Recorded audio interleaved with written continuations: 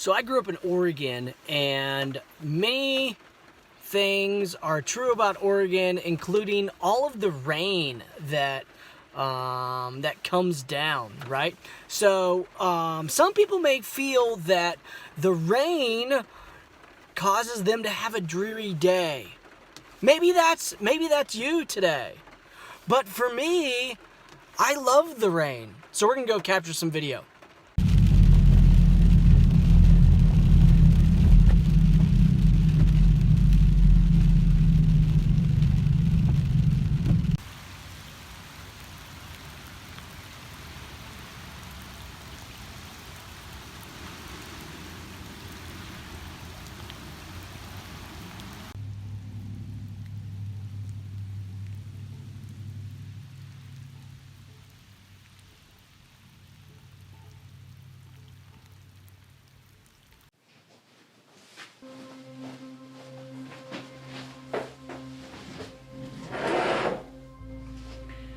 What is disappointment, and how do we handle it?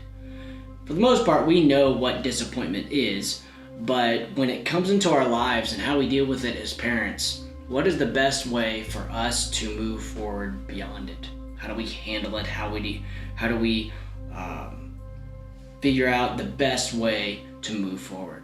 I'm Tim. I'm one of the pastors at New Life Church, and we have the opportunity to help parents disciple their kids at home. So I'm glad you're with us today. Now, what is disappointment? Disappointment is simply failing to meet the expectation or the hopes of doing something, going somewhere, whatever you fill in the blank, right? But how do we handle disappointment? Well, first, I think we need to pay attention to our response in the situation. Right? We have situations that arise all the time, whether it's a child getting hurt, whether it's a trip that we're not able to go on. There are many different things that happen in our lives that unfortunately leave us disappointed. So we need to lay out the facts of the situation. What happened? How did it happen? What do we need to do from here? And then with that, we need to talk it over with our spouse. And maybe even if we're able to, sometimes it's a crisis and we have to handle it immediately. But, even talk about how do we get to the point of disappointment. Let's dive in to the Bible and figure out what the Bible has to say about disappointment. Now, in 1 Thessalonians chapter 2,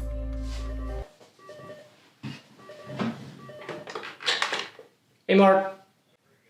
Yep. So in the Bible, it talks about disappointment in 1 Thessalonians chapter 2, verse 17. Let's check it out. But since we were torn away from you, brothers, for a short time, in person, not in heart, we endeavored the more eagerly and with great desire to see you face to face. So they're separated physically.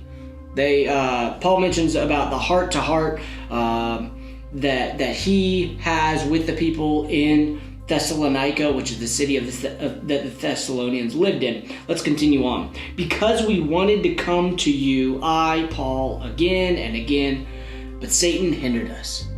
Something was in the way that Paul wasn't able to get back to the people that he so cared about. And so he wanted to make this journey to see the people of Thessalonica, right? Him and his friends made every effort to return to them, but something prevented them. Here, Paul says it was Satan. So, how does he handle the understanding of disappointment? He says, "For what is our hope or joy or crown of boasting before the Lord Jesus that is coming? Is it not you?